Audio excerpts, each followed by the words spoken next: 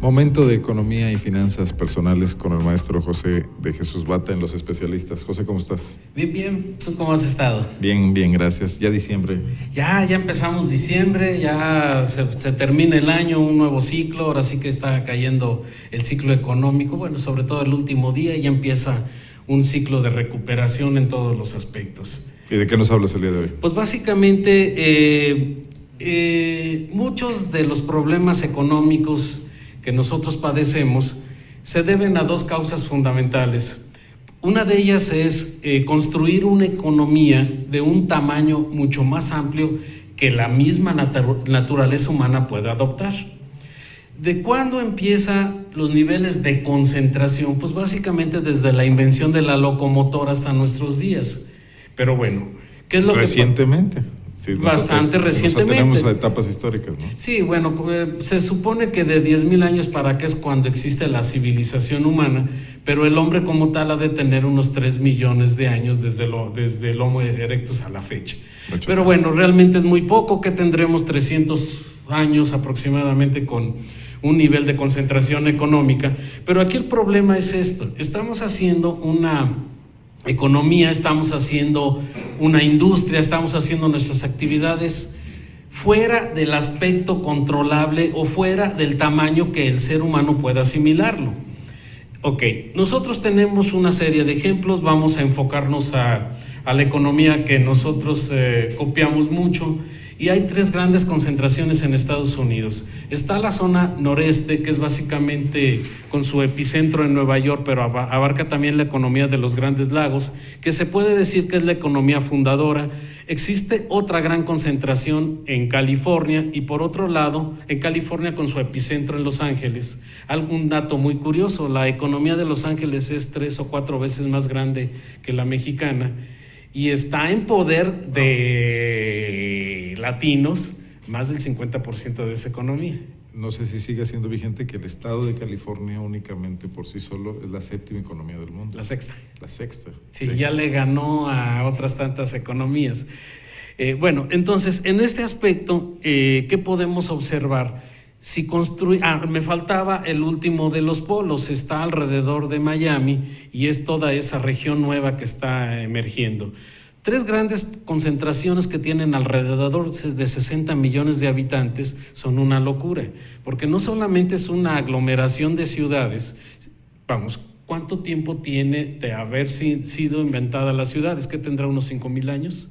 Ahí en la región del Canaán fue donde se empezó, y actualmente son una serie de conflictos, se contamina demasiado, se vive tan fuera de lo natural que hay personas que ni siquiera con su pie descalzo han pisado la tierra. En este caso estamos observando que la economía ha generado un nivel de enajenación muy fuerte. La economía ha separado de su entorno al ser humano, y la pregunta fundamental es: ¿qué tipo de economía hemos creado? ¿Es una economía con algún sentido? ¿Lleva a la grandeza del ser humano? ¿En qué nos estamos convirtiendo? Y observamos que ese tipo de observaciones no es nueva. A mediados del siglo XIX, Søren Kierkegaard decía: nosotros, bueno, vamos, híjole, no le puedo enseñar a hacer chiles a Clemente Jacques, pero vamos, creo que es ejemplificado. ¿Y qué decía?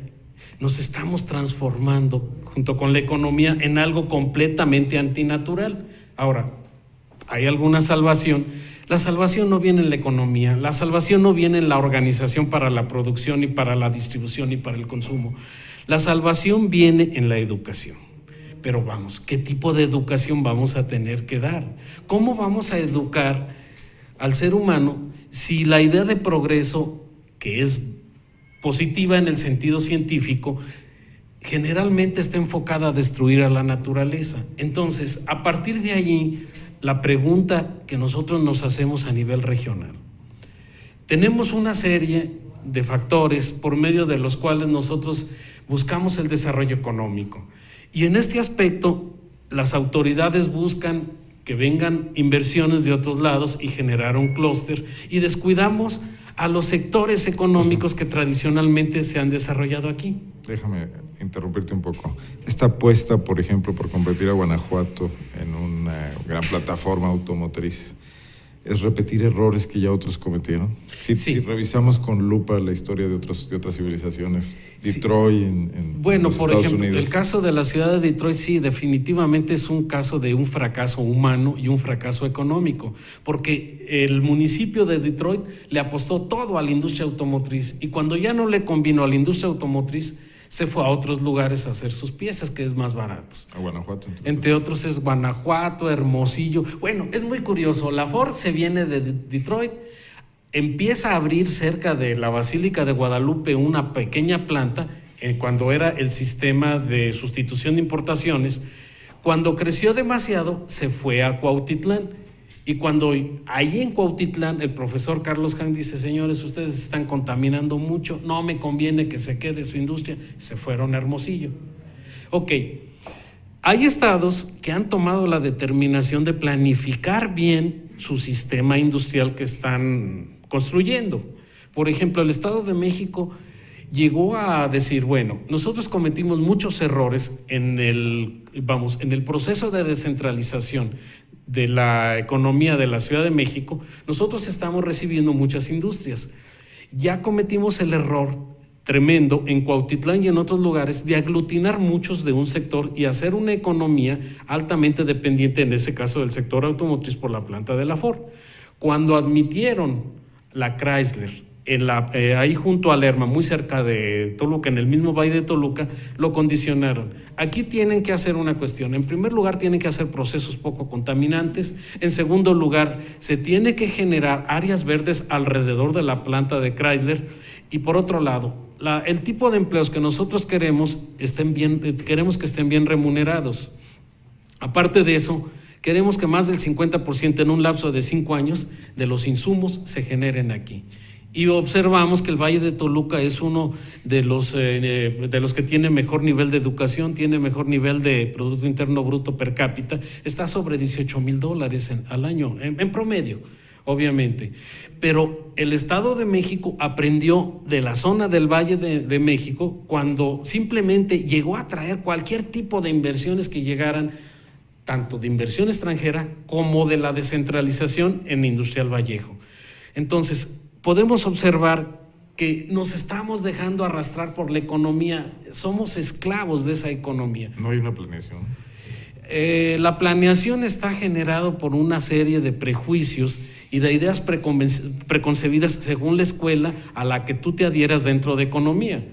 El neoliberalismo, el marxismo, el keynesianismo, todas ya tienen una solución del problema económico. A ver, pero dime, dentro de algunos años nos vamos a arrepentir de haberle apostado a la industria automotriz. Yo creo que sí, porque cada vez ¿Esto que tan orgulloso tienen nuestros gobernantes actualmente? Bueno, es que deberían de haber aprendido en el 2008, prácticamente cerró la planta de la General Motors y ¿qué pasó? Gran parte de la lana que tenía el gobierno del estado fue para subsidiar los puestos de trabajo y no se fuera a la General Motors. Pero se descuidó la industria del calzado, la de la ropa, la agroindustria, todo lo demás se descuidó, la industria química. Entonces yo creo que tienen que planear con una idea con mejor sentido, porque por otro lado, 3 plantas sí te sirven, sí, pero si nomás te generan 35,000 empleos, como que no es mucho el beneficio, sobre todo porque… Diría que te vas muy lejos, 35,000. A todo el sexenio. Bueno. Pero incluyes a las empresas a las de insumos de autopartes, sí. Pero vamos, tomando en cuenta que los puestos mexicanos no son los mejor pagados por un lado y por otro lado, pelear tanto con tanta infraestructura y tanta inversión por 35,000 puestos, es que no llega ni al 0.5% de la población beneficiada. O sea, si se destruyen muchos puestos de trabajo en otro tipo de industrias pequeñas y medianas que además… Es que está, por ejemplo, la industria del calzado está para llorar. Ahorita… La textil. La textil ya está prácticamente quebrada, la de prendas de vestir y en Moroleón están quebradas. El campo, pues no se diga, es una miseria como viven y entonces están engrosando las ciudades. Se convirtió en una maldición porque bajaron los precios de las cosechas. Sí. Entonces yo creo que la planeación inclusive tiene que tener un sentido más humano. Y disculpen que ahora me aparté, no fue el rígido de un último comentario, leía, te saco totalmente de lo que nos estás diciendo. Leía el día de hoy que por tercer mes consecutivo se han incrementado las remesas. Después de 9 meses de caída, creo que octubre, lo anunció el Banco de México hoy quizás o hace unos días, subió. ¿Habla de que podría haber un repunte en la economía norteamericana? Bueno, aquí hay dos cosas. Por un lado, la economía norteamericana va a cerrar como en 3% de crecimiento, pero la economía mexicana creo que va a estar alrededor del 0.5%. ¿Qué es lo que pasa? Si se sentó la economía de aquí, pues los desempleados de aquí ya sabes a dónde buscan chamba. Aunque está muy difícil entrar. Lo comentaremos en los próximos, antes de que termine el año. No, sí, pues sí. ¿Te parece, Jesús? Bueno, como siempre, muy interesante. Hoy te fuiste un poco por la vertiente filosófica, pero la economía empezó como una rama de la filosofía, ¿no? Pues claro. De hecho, ¿cómo se llama? La economía es dependiente. Vamos, la economía es una disciplina que está todavía en pañales. Voy a poner, se deriva precisamente tanto de la filosofía, ¿cómo se llama? Creo que es kantiana, y por otro lado, las técnicas que utiliza para evaluar es de la teoría de Newton. Ya hace falta modernizar. Las nuevas escuelas están utilizando la parte de la termodinámica y lo dejamos para siguientes programas. Y ahora hasta las teorías del caos. Pues está bien. Gracias. Sí, tenemos nuestra teoría del caos. Yo hago una pausa después de estas disquisiciones con el maestro Jesús Bate, que siempre es un placer escucharlo. Regreso con información nacional y también con columnas políticas.